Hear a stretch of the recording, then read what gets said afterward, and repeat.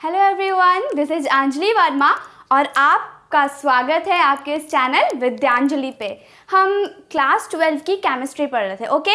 और हमारा चैप्टर क्या चल रहा था? सॉल्यूशन में हमने बहुत सारी चीज़ें अपने प्रीवियस वीडियो में ख़त्म कर ली है, ओके। सारी चीज़ें हमने अपने प्रीवियस वीडियो में की है और भी कुछ बचे हुए टॉपिक्स है, बहुत बचे हुए छोटे छोटे टॉपिक्स है जो हम कर रहे हैं। और हमारा अभी चल रहा है कॉलिगेटिव प्रॉपर्टीज़, ओके। क्या चल रहा है? Colligative properties. उसमें मैंने आपको वेपर प्रेशर बताया, relative lowering in vapour pressure RLVP, okay. अब मैं आपको डिप्रेशन इन फ्रीजिंग पॉइंट बताने वाली हूँ। इससे पहले मैंने आपको एलिवेशन इन बॉइलिंग पॉइंट भी खत्म कर लिया है, ठीक है। और अभी हम क्या पढ़ रहे हैं? अभी हम पढ़ रहे हैं डिप्रेशन इन फ्रीजिंग पॉइंट, ठीक है। डिप्रेशन इन फ्रीजिंग पॉइंट आज हम पढ़ने वाले हैं। तो डिप्रेशन इन फ्रीजिंग पॉइंट पढ़ने से पहले मुझे लगा मैं आपको फ्रीजिंग पॉइंट के बारे में थोड़ा बता दूं। मे बी और आई एम श्योर आप लोगों को पता होगा, लेकिन फिर भी अगर नहीं पता तो एक बार थोड़ा सा टाइम लगेगा। लेकिन आप फ्रीजिंग पॉइंट के बारे में अगर एक बार समझ जाएंगे ना कि आखिर फ्रीजिंग पॉइंट होती क्या है, ठीक है, तभी ना आप डिप्रेशन हो या एलिवेशन हो या कुछ भी हो फ्रीजिंग पॉइंट में आप समझ पाओगे, ओके। आप पहले उसे पहचानोगे तो पहले उसे पहचानना सीखते हैं, ओके। पहले सीखते हैं कि आखिर फ्रीजिंग पॉइंट होती क्या है। सो यहाँ पे क्या लिखा हुआ है? The freezing point of a substance may be defined as the temperature, okay. ध्यान से देखना, the freezing point of a substance may be defined as the temperature at which the vapor pressure of the substance in liquid phase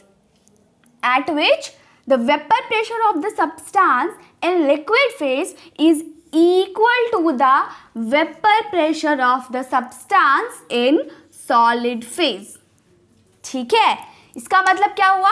freezing point किसी भी substance का वो freezing point होता है जब उसका टेम्परेचर उस टेम्परेचर पे वेपर प्रेशर जो लिक्विड फेज में, जो सब्सटेंस का लिक्विड फेज में जो वेपर प्रेशर है, ओके, लिक्विड फेज में जो वेपर प्रेशर है वही वेपर प्रेशर अगर सॉलिड फेज में भी आ जाए, equal to the vapour pressure of the substance in solid phase.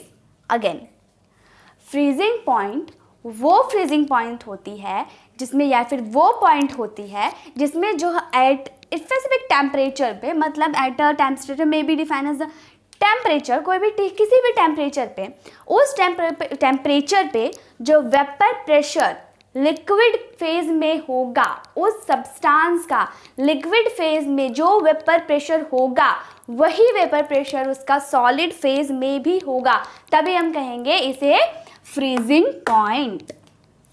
Clear? Freezing point क्या होता है?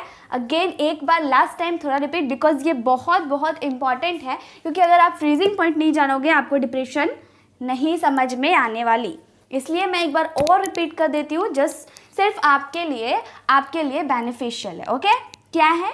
The freezing point of a substance may be defined as the temperature, okay, temperature at which the vapor pressure of the substance in liquid phase is equal to the vapor pressure of substance in solid phase. Clear? Okay?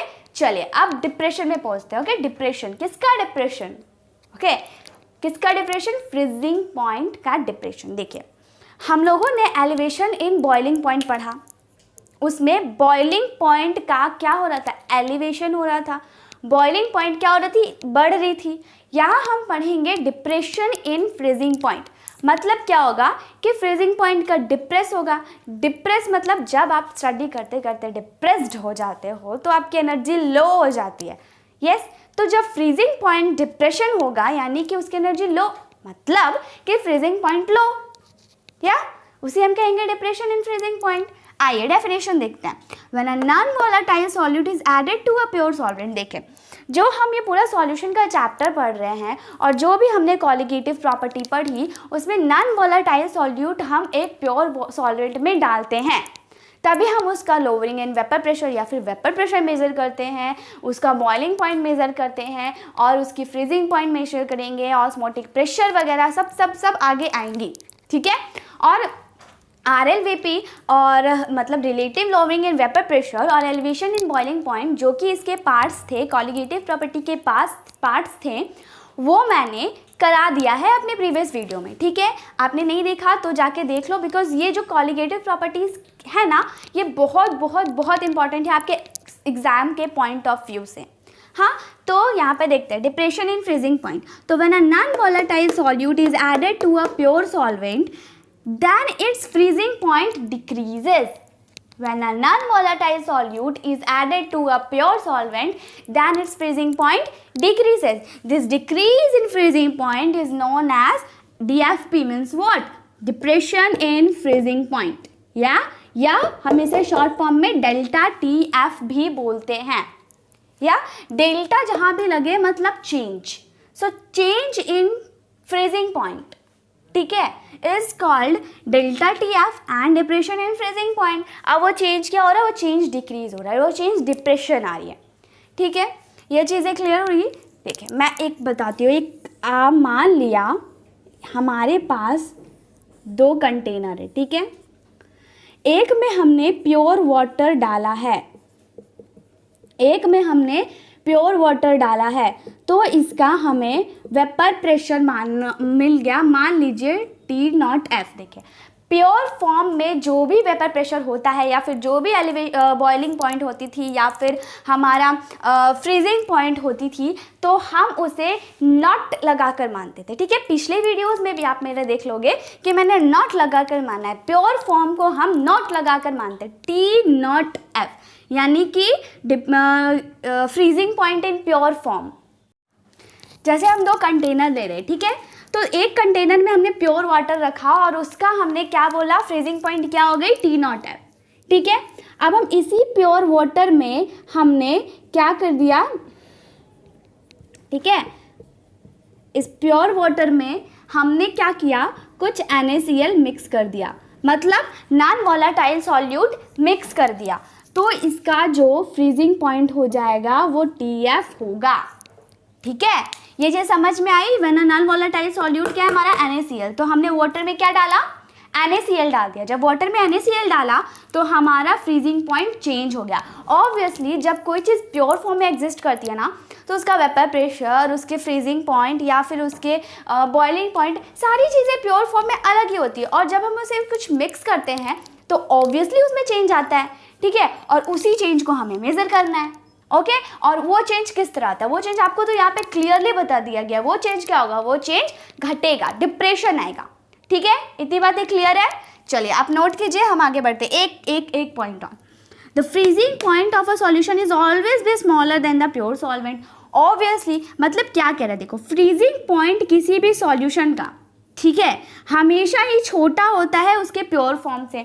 देखिए जब आप pure form में exist करते हैं, कोई भी चीज़ अगर pure form में एग्जिस्ट करती है तो ऑब्वियसली उसकी फ्रीजिंग पॉइंट यहाँ पे बताई गई है ज़्यादा होती है। अब आप एक चीज़ देखो, डिप्रेशन इन फ्रीजिंग पॉइंट बोला गया है, यानी कि फ्रीजिंग पॉइंट में घट रहा है, ठीक है, फ्रीजिंग पॉइंट घट रही है। कैसे घट रही है, जब नॉन वोलेटाइल सॉल्यूट डाल रहे हैं, ठीक है, तभी ना फ्रीजिंग पॉइंट घट रही है। तो ऑब्वियसली उसकी प्योर फॉर्म में उसकी फ्रीजिंग पॉइंट ज़्यादा हुई होगी, तभी ना हम कुछ डाल रहे हैं तो वो घट रही है, ठीक है।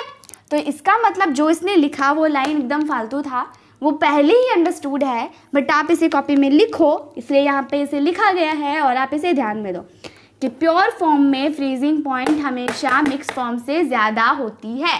क्लियर। चलिए अब आप इसे नोट कीजिए, हम आगे बढ़ते हैं। देखिए डिप्रेशन एंड फ्रीजिंग पॉइंट को ना हम अब थोड़ा डीपली एनालिसिस करते हैं, मतलब इसको थोड़ा तोड़ के देखते हैं, मतलब ये कहना क्या चाह रहा है उसको हम फॉर्मूला के फॉर्म में लाकर देखते हैं, ठीक है। इसका फॉर्मूला देखो, जनरली आप फॉर्मूला रट लेते हो, पर फॉर्मूला रटना इज नॉट अ सॉल्यूशन, ठीक है। फॉर्मूला आपने आज रटा, कल आप उसे भूल जाओगे, कल भी आपको याद रहा तो आप परसों भूल जाओगे, और परसों भी अगर मान लो याद रहा तो ह्यूमन ब्रेन की कैपेसिटी उतनी नहीं रहती कि आप 1 वीक तक उसे एटलीस्ट 3 दिन तक आप उसे याद रखो, ठीक है। तो इज़ बेटर कि हम उसे रटने से अच्छा है ना कि उसको समझने की कोशिश करते हैं।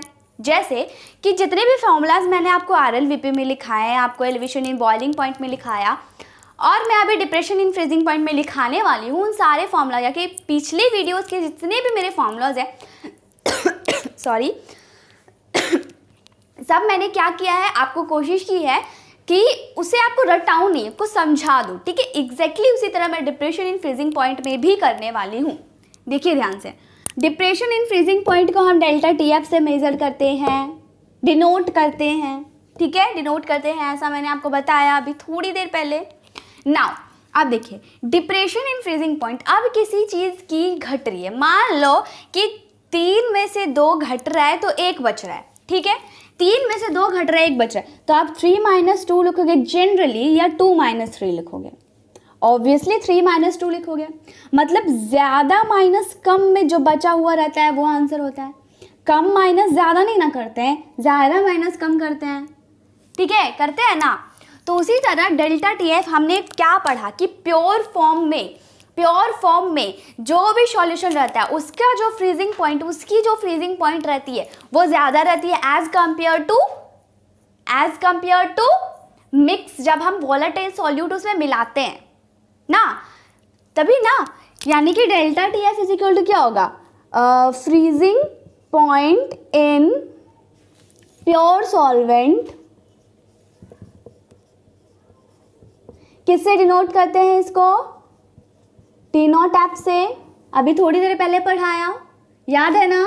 चलो माइनस क्या करेंगे, freezing point of solution T F, अभी थोड़ी देर पहले बताया ना, थोड़ी देर पहले ही बताया कि डेल्टा टी एफ हमारा डिप्रेशन इन फ्रीजिंग पॉइंट, या अब डिप्रेशन घट रहे, जैसे 1 बराबर 3 - 2 ना, मतलब 3 - 2, अब 5 - 4 भी 1 होता है, बट बड़ा पहले लिखते हैं छोटा बाद में, तो बड़ा पहले लिखा छोटा बाद में लिखा, तो फॉर्मूला क्या बना हमारा, डेल्टा टी एफ बराबर T not F minus T F. इसे VVI लिख कर नोट कर लो, ये बहुत इंपॉर्टेंट है। क्लियर, ठीक है, क्लियर है। अब आगे बढ़ते हैं, ये एक फॉर्मूला हमारा निकला जो कि बहुत इंपॉर्टेंट है, और आई एम श्योर कि अब आप इस फॉर्मूले को रटोगे नहीं रटोगे। चलो आगे बढ़ते हैं, आगे क्या है, हमें पता है, या फिर हमें पता है, या ये भी बोल सकते हैं कि एक्सपेरिमेंटली ये मेजर्ड किया गया है कि जो फ्रीजिंग पॉइंट होता है वो डायरेक्टली प्रोपोर्शनल होता है molality of solution. Molality of solution मैंने अपने प्रीवियस वीडियो में करा रखा है, ठीक है, करा रखा है। सो एक्सपेरिमेंटली, ठीक है, experimentally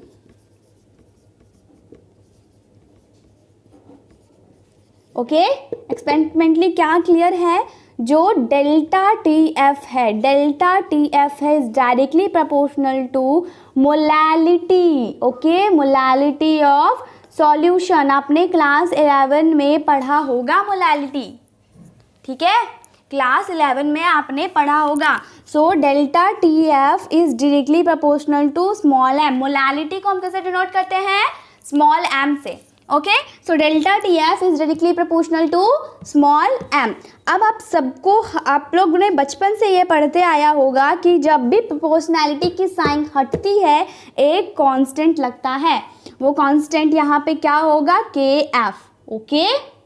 now M is molality. Now this is your new formula, I hope आप इसे भी रटोगे नहीं, ठीक है, where delta T F depression in freezing point, K F constant, M molality of solution. Clear. तो चलो आज का हमारा टॉपिक था डिप्रेशन इन फ्रीजिंग पॉइंट, जो हमने अच्छे से कंप्लीट कर लिया है। ये कुछ फॉर्मूलाज है, स्क्रीनशॉट ले लो, ठीक है। चलो अब हम इन सारी चीज़ों को हमने कर लिया, डिप्रेशन इन फ्रीजिंग पॉइंट आज हमारी हो गई। नेक्स्ट लेक्चर में मैं इसे आगे बढ़ाने की कोशिश करूँगी, ऑस्मोटिक प्रेशर वगैरह करने की कोशिश करूँगी, ठीक है। और कॉलिगेटिव प्रॉपर्टीज़ आपकी ऑलमोस्ट ख़त्म हो गई है, मैक्सिमम नहीं, एक ही क्लास लगेगी, श्योर, एक क्लास में आपका कॉलिगेटिव प्रॉपर्टीज़ फिनिश हो जाने वाला है। क्लियर। नेक्स्ट जो भी एक नेक्स्ट वीडियो होगा उसमें मैं कॉलिगेटिव प्रॉपर्टी आपको क्लियर समझा दूंगी। अभी फ्रीजिंग पॉइंट क्लियरली समझ में आया ना, आया डिप्रेशन इन फ्रीजिंग पॉइंट। ना ही इसके डेफिनेशन याद करने की ज़रूरत है, ना ही इसके फॉर्मूलाज याद करने की ज़रूरत है, बस इस वीडियो को अच्छे से ध्यान से कॉपी पेन लेकर बैठ कर लिखोगे, क्योंकि देखो जब आप पढ़ रहे होते ना तो हमारा माइंड उतना एक्टिव नहीं होता, ठीक है। जब हम लिखते हैं तो हमारा माइंड ज़्यादा एक्टिव होता है, तो आपको ज़्यादा चीज़ें समझ में आएंगी, प्लस ज़्यादा दिनों तक याद भी रहने वाली है। इसलिए मैं हर बार कहती हूँ कि जब भी आप वीडियो को खोल कर देखो तो एटलीस्ट कॉपी और पेन साथ लेकर बैठो और जो भी इंपॉर्टेंट लगती है लिखो। अगर मान लो एक बार में नहीं समझ में आया, आप वीडियो को फिर से करके देख सकते हो, ठीक है। और दिस इज़ फ्री, आपके कोई भी पैसे नहीं लिए जा रहे इसमें, ओके। तो आप कितने भी टाइम्स इस वीडियो को देख सकते हो, कोई प्रॉब्लम नहीं है, आपके कॉन्सेप्ट जब तक क्लियर ना हो जाए। और कॉपी में लिखना बहुत इंपॉर्टेंट है, नहीं तो ये याद नहीं रहने वाला, चाहे आप कितने ही अच्छे से क्यों ना पढ़ लो। क्लियर? तो आज डिप्रेशन एंड फ्रीजिंग पॉइंट एकदम अच्छे से क्लियर हो गया है। सो अब हम नेक्स्ट वीडियो में ऑस्मोटिक प्रेशर करेंगे। और एक बात, थोड़ा वीडियो को लाइक भी कर दो, मुझे मोटिवेशन मिलता है, ओके या, ताकि मैं और अच्छे से वीडियोस ऑब्वियसली मैं लाऊंगी ही आप लोगों के लिए। आप लोगों का चैप्टर, आप लोगों का कोर्स कंप्लीट कराना मेरी जिम्मेदारी है, तो वो सारी चीज़ें यहाँ पे मिलेगी आपके इस चैनल विद्यांजलि पे, ओके। सो नेक्स्ट वीडियो तक के लिए बाय बाय।